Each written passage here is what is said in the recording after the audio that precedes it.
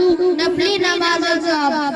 मोहतरम हज़रात, हम आप सामने नफली नमाज सवाब क्या ये पेश करने जा रहे हैं। अव्वल तो हम 5 फर्ज नमाजों का इत्मीम करें, लेकिन इसके साथ साथ नफिल नमाजों का भी इत्तिबाई सुन्नत से आज अल्लाह ताला का महबूब बनता है और नौकरी से अल्लाह ताला का हुक्म मिलता है। बात नफली नमाजों से बहुत ज्यादा है, इसलिए इसका इत्मीम करना चाहिए। नफिल नमाजें बहुत सारी मसलन तय्यतुल वुजू, तय्यतुल मस्जिद, इशराक, चाश, अवामीन, ताहज्जुद, सलातुत तस्बीह नमाजों का हम आप लोगों को सवाल के जरिए से बताना चाहते हैं। बहुत समात नरमान सवाल नंबर 1, अवामीन की नमाज किसे कहते हैं? जवाब, अवामीन की नमाज मगरिब की फर्ज और सुन्नतों के बाद कम से कम 6 रकात और ज्यादा से ज्यादा 20 रकात पढ़े उसका अवामीन कहते हैं। इसकी हदीस शरीफ में बड़ी फजीलत आई है। हदीस में यह है कि जो शख्स इन नफलों को इस तरह पढ़े कि इनके दरमियान कोई बुरी बात न करे तो उसको 12 साल की नफलों के बराबर सवाब मिलेगा।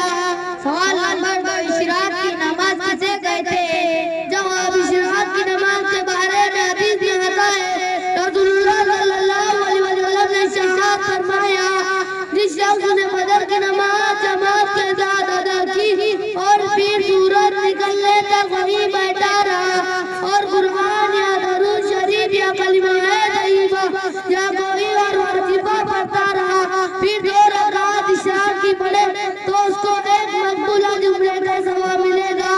सवाल नंबर 2, इशराक की नमाज किसे कहते हैं और उसे कब पढ़ी जाए? चाश की नमाज किसे कहते हैं और उसे कब उसका वक्त क्या है? जवाब, चाश की नमाज के बारे में हुजूर सल्लल्लाहु अलैहि वसल्लम का इरशाद है, ये है कि जो शख्स अल्लाह के वास्ते यानी क्लास से 12 रकात चाश की नमाज रोजाना पढ़ता रहे, अब ताला शानू इसके लिए जन्नत में एक महल बना दे। हदीस शरीफ में वारिद है कि चाश के दिन 50 रकात पढ़ने से मदद में जो 360 जोड़ है सबका सदका आधा हो जाता है और तमाम सगीरा गुनाहों की माफी हो जाती है। ये नमाज इखलास और गुर्बत दूर करने का अजीब नुस्खा है। इसकी कम से कम 2 रकात और ज्यादा से ज्यादा 12 रकात है।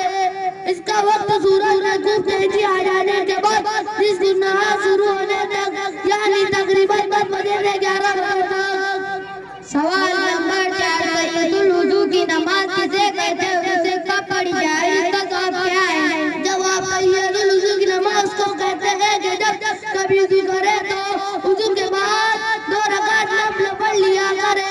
हदीस शरीफ में यह है कि जो शख्स कामिल तरीके से वुजू करने के बाद 2 रकात नफल नमाज इस तरह पढ़े कि खुद से कहलत न लाए तो उसके तमाम गुनाहों की मग़फ़िरत हो जाती है, लेकिन मकरूह औक़ात में न पढ़े। सवाल नंबर 5, तहज्जुद की नमाज किसे कहते हैं और उसे कब पढ़ना चाहिए? जवाब, हज़रत अबू हुरैरा रज़ियल्लाहु अन्हु से रिवायत करते हैं कि रसूलुल्लाह सल्लल्लाहु अलैहि वसल्लम ने इरशाद फरमाया, हमारा मालिक अल्लाह तबारक व तआला और रात को जिस वक्त आखिरी तिहाई रात बाकी रह जाती है ये आसमान से दुनिया की तरफ नुज़ूल फरमाते हैं और इरशाद फरमाते हैं कि कौन है जो मुझसे दुआ करे और मैं उसकी दुआ कबूल करूं, कौन है जो मुझसे मांगे और मैं उसको अता करूं, कौन है जो मुझसे मग़फ़िरत और बख्शिश चाहे मैं उसको बख्श दूं।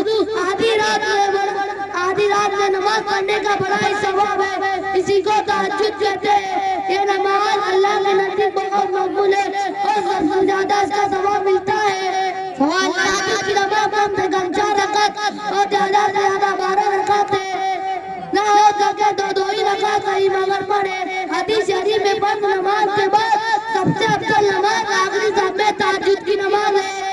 सवाल नंबर 6, सलातुत तस्बीह की नमाज किसे कहते हैं और उसमें कितने फायदे हैं? जवाब, हज़रत इब्ने अब्बास रज़ियल्लाहु अन्हु रिवायत करते हैं कि रसूलुल्लाह सल्लल्लाहु अलैहि वसल्लम ने हज़रत इब्ने अब्बास रज़ियल्लाहु अन्हु से फरमाया, अब्बास मेरे चाचा जब आपको कहेगा क्या ना करूं, कहेगा क्या ना करूं, कहे तो पापे ना करूं, तो मैं आपको ऐसा अमल बताऊं जब आप उसको करेंगे तो आपको 10 फायदे हासिल होंगे, यानी अल्लाह ताला आपके अगले पिछले पुराने नए गलती से किए हुए